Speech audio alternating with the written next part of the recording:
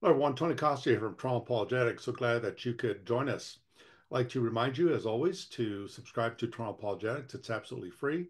Also, that you like the video and that you share the video as well. I've been making a couple of videos on Sneako, the convert to Islam, and the videos that I have posted demonstrate, for one thing, um, the fact that I think Sneako is beginning to realize that in Islam, you're not really supposed to be asking certain questions. We saw that with his interview with Sheikh Asim. In this video, I want to show a, a brief video that Sneako placed on his X account or Twitter, formerly known as Twitter, where he's doing the ritual of Safa and Marwa, the hills of Safa and Marwa, and it's a brief video clip, and part of the Hajj or the Umrah. So he's doing the Umrah now. The Umrah is the it's a pilgrimage, but it's a minor pilgrimage. It's not the central pilgrimage, which is called the Hajj, which is one of the it's one of the foundations and pillars of Islam. So the Umrah is any other time outside the Hajj where people can go to Mecca and perform the various rituals, and so that's why it's sometimes called the minor pilgrimage, as opposed to the Hajj, which is the major one. And so what you're going to see in this video is Nico is with his Muslim uh, brother, and they're supposed to be doing this walking or running back and forth between these two hills called Safa and Marwa. Um, and in the video, what I found striking was that first of all, these videos seem to be like something out of a motion picture or something about. It almost looks like some Hollywood movie about someone visiting Mecca and Medina. And so in this video, involved in this ritual where Muslims go back and forth between the mountains of or the hills of Safa and Marwa, and they do this 7 times. I'll be explaining this a little bit more, but something of that nature is regarded by Muslims as a sacred event. They view it as a sacred event, a time of deep reflection and prayer and so forth and so on. But in this video, uh, Sneako treats it like, I mean, he looks like a high school kid or a college student at spring break. So I'm going to just play that video for you so you could see it for yourself. And so here he is with Sneako races Slim at Safa and Marwa.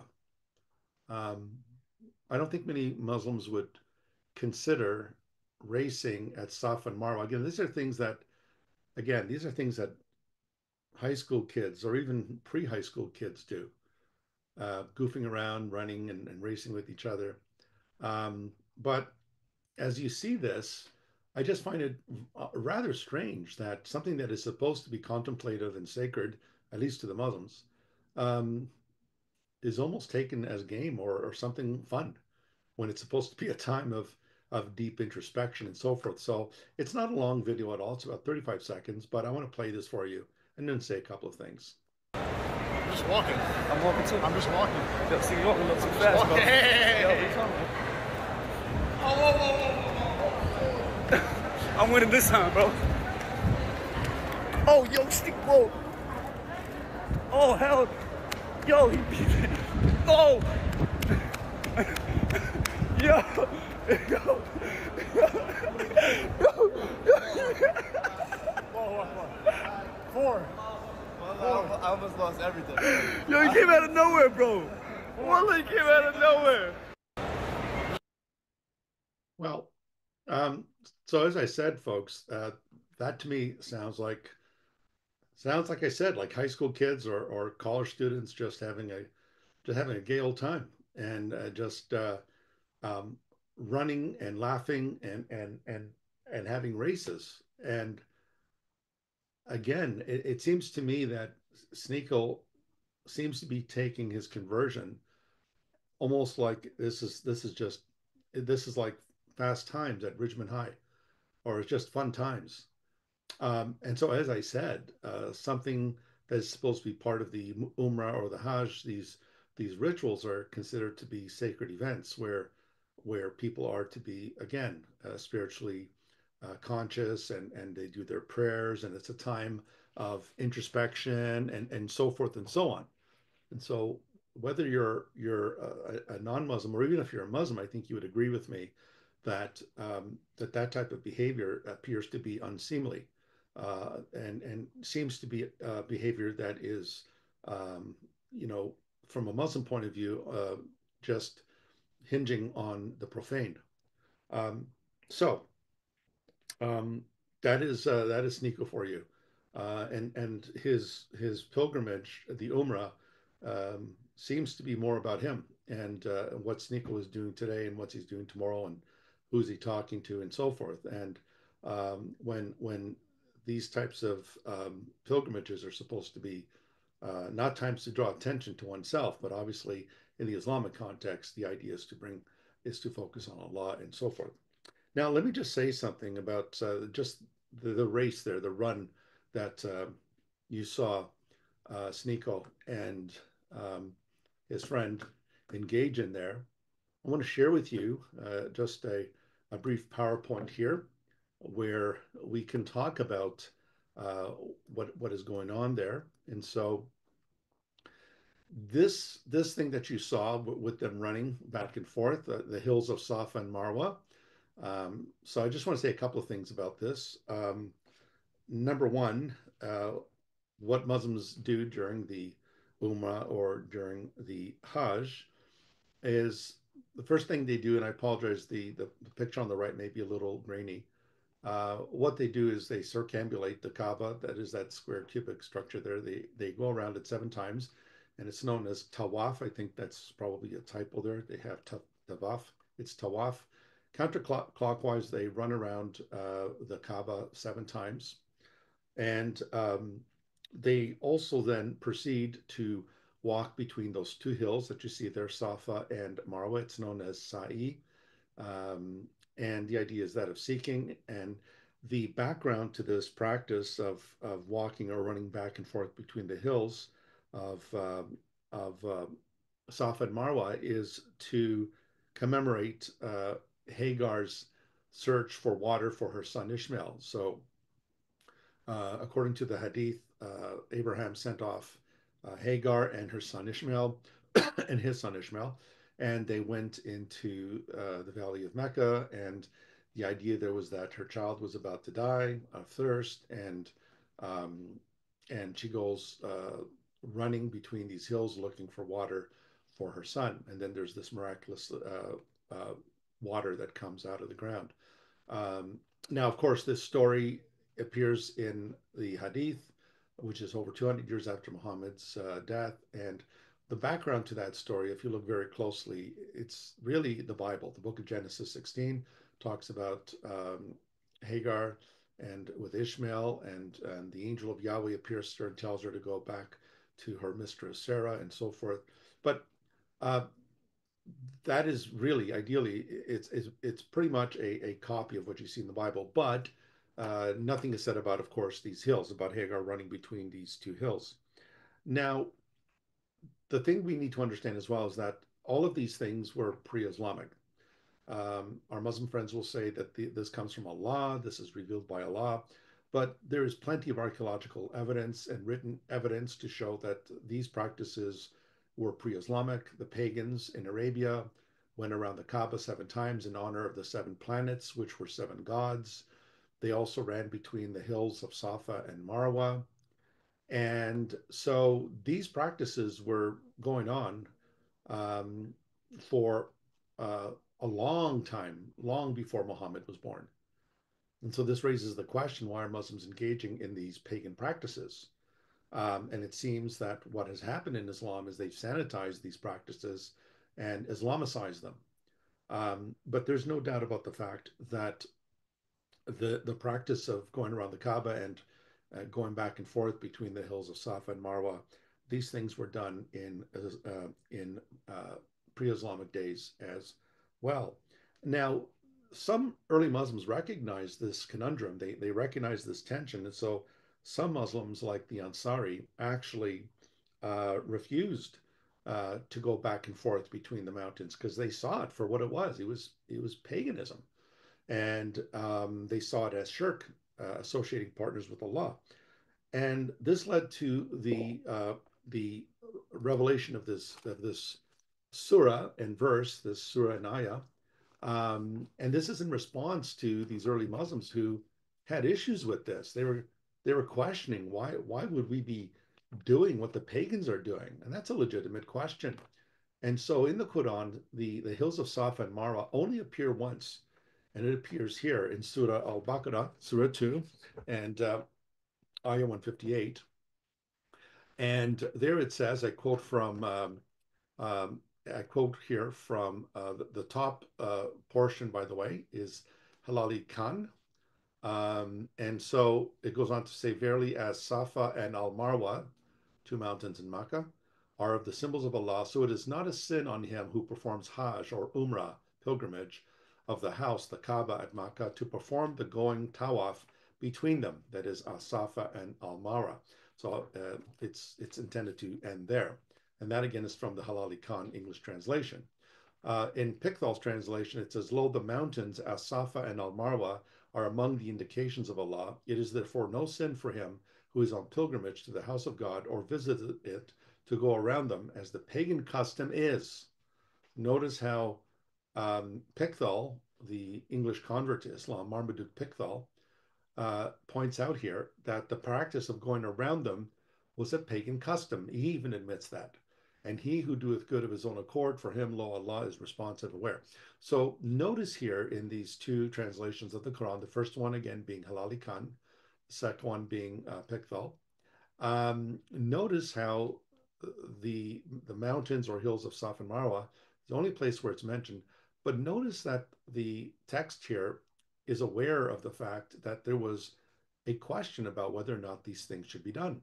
And there was a reticence among some Muslims to actually perform these practices because they saw them as pagan. And that is why it goes on to say in Pickthall's translation, it is therefore no sin for him who's on pilgrimage to the house of God. Well, why is it no sin? Well, because there was doubt about this. They were thinking that it was indeed a sin. And so this verse justifies this practice, but it is acknowledged by scholars and by historians that these practices were pre-Islamic, and even so to the point that Pickthall even admits that it was a pagan custom as well. And so it's interesting that in the Hajj, the Umrah and the Hajj, it's interesting that all of these concern rocks or stones, or they concern solid objects like hills and mountains. So in this ritual, it's running back and forth. Um, the seven times would come from the Hadith literature, the later traditions, but the idea here is that they're walking or running between two mountains, Safa and Marwa. Now, the other thing we need to be aware of is that there's another ritual that they perform called stoning the shaitan. Stoning the shaitan, where what they do is they throw stones at the three walls, the jamarat. There's three of these. You can see the other one behind it, and this is done in Mina, and they throw rocks at these structures, these stone structures, and they believe that they're stoning the devil by doing this. It's also known in Arabic as Rajm al Jamarat, and they believe that they're actually copying Abraham. That Abraham was being tempted by the devil, and Abraham pelted him with stones, being ordered by Gabriel to pelt him. What is interesting, of course, is that this story of stoning the shaitan or the Satan, Abraham stoning the Satan, is not found in the Quran. It's not in the Quran. It comes from, once again, later traditions. And this is where Quranis, the Quran only Muslims, object to all of this. They object to these practices because this practice of stoning the shaitan is not in the Quran. It's not found in the Quran. And so the Quranis argue that that Muslims should follow nothing but the Quran. and that the Hadith are sinister, that they are evil. Some will even say they're from Satan, and that the Hadith should be outrightly rejected. But notice again, this involves stoning a stone object as well. And of course, the other practice is kissing the black stone at the Kaaba. So at the corner of the Kaaba, you've got this black stone that marks the orbit, the circuit around the Kaaba.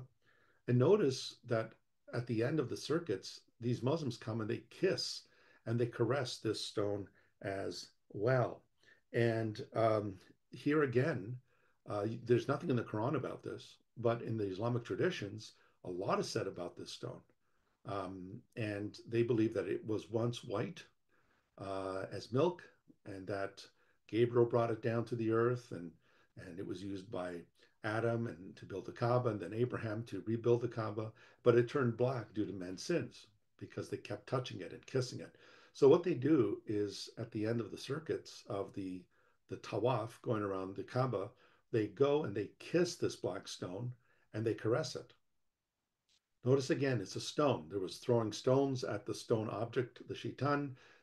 There was running between the mountains, the hills, stone hills of Safa and Marwa, and now you have the kissing of the black stone. Now, again, if you look closely at this, you could see the pagan origins of these practices. The pagan Arabs were already doing this. They were kissing the black stone and caressing it. And when Muslims claim that they are monotheists and that Muslims do not associate partners with Allah and they're not idolaters, what do you call this? This is a religious duty. This is a religious um, observation. This is a religious context. You are kissing and caressing a black stone. And then they accuse Roman Catholics of kissing and caressing statues of Jesus and Mary and the cross. And again, I'm not a Roman Catholic and I don't, and I believe those practices are idolatrous. But why is it that when Muslims kiss and caress a dead black stone, that's not idolatry? That's a double standard. This is paganism, plain and simple. This was done by the pagan Arabs. And all Muhammad did was he Islamicized it. That's all he did. And so we see this, for example, in the hadith of al-Bukhari. So Sahih al-Bukhari, volume 2, book 26, number 673, narrated Salim that his father said, I saw Allah's apostle arriving at Mecca.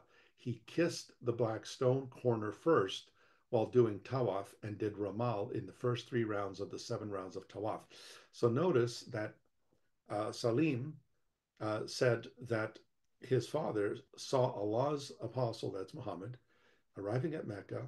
And what did he do? He kissed the black stone corner first. So Muhammad kissed this black stone that the idolaters used to worship. And while he's doing the tawaf, going around the Kaaba. And notice at this time, while this is going on, the Kaaba was still considered a shrine of the gods. There were 360 idols in there. And so the pagans of Mecca always understood that edifice to be the house of Allah. The supreme god of the Kaaba was Allah, and he had the other gods there as well. But notice that Muhammad, what does he do when he comes to Mecca? He kisses the black stone. And then we read in the second narration, Sahih Bukhari, volume 2, book 26, number 680, narrated as Zubair bin Arabi, a man asked Ibn Umar, this is one of the companions of Muhammad, later caliph, about the touching of the black stone. Ibn Umar said, I saw Allah's apostle touching and kissing it. So Muhammad began the practice in imitation of the pagans, according to this hadith. He began the practice of kissing the black stone and touching it. And so this is a dead stone. The hadith literature say on the day of resurrection, Allah will give this stone will have eyes and a mouth, and this stone will actually testify to Allah about who kissed it and touched it. Now you've got talking stones, folks. This is what the pagans believe. They believe that stones were gods and that they could speak. Now, even one of Muhammad's companions, Omar, he himself recognized that this is a silly thing, but he only does it because Muhammad did it. So narrated, this is Sahih Bukhari, Volume 2, Book 26, number 675. Narrated Zaid bin Aslam from his father, who said, Umar bin al-Khattab addressed the corner black stone, saying, listen to this, by Allah, I know that you are a stone and can neither benefit nor harm. Had I not seen the Prophet touching and kissing you, I would never have touched and kissed you. Then he kissed it and said, there is no reason for us to do Ramal in Tawaf, except that we wanted to show off before the pagans, and now Allah has destroyed them. Umar added, nevertheless, the Prophet did that, and we do not want to leave it. That is Ramal. So Umar bin al-Khattab comes to the Kaaba, he comes to the black stone, and he's saying, I know that you're nothing but a stone, and you cannot benefit nor harm anyone. Notice what he says. If I did not see the Prophet touching and kissing you, I would never have touched and kissed you. So Umar bin al-Khattab seems to have had more sense here, that this is just a dead stone. And he's only doing it because Muhammad did it. So this is like monkey see, monkey do. Because he did it, I'm going to do it. Even though I know you're nothing but a dead stone. Why is he doing it? Because Muhammad did it. They simply follow him, whatever he does. You can't question it without question. You simply do it. And then it says that he kissed it and said, there's no reason for us to do Ramal. What is Ramal? Well, Ramal is in the first three circuits, counterclockwise, in the circambulation of the Kaaba. The first three circuits of the Tawaf, Muslim men, the males and the females don't have to do this. What they do is they walk quicker with their chests out. They walk with this long gait when they're walking, and they puff their chests out. And this is done three times, the first three circuits. And this was, as Umar says here, to show off before the pagans. And this was a show of strength and a show of bravado and macho-ness, if you will. And so he goes on to say that they were to do this to show off before the pagans. While they're there at the pilgrimage with the pagans, and they're going around the Kaaba. And until Muhammad took over Mecca, the Kaaba had not yet been cleared, which means they're doing this while the idols are still in there. And so Omar says, there's no reason for us to do the Ramal, but we do it to show off before the pagans. And now Allah has destroyed them. And then he says, Umar added, nevertheless, the Prophet did that, and we do not want to leave it. That is Ramal. In other words, they do it because Muhammad did it.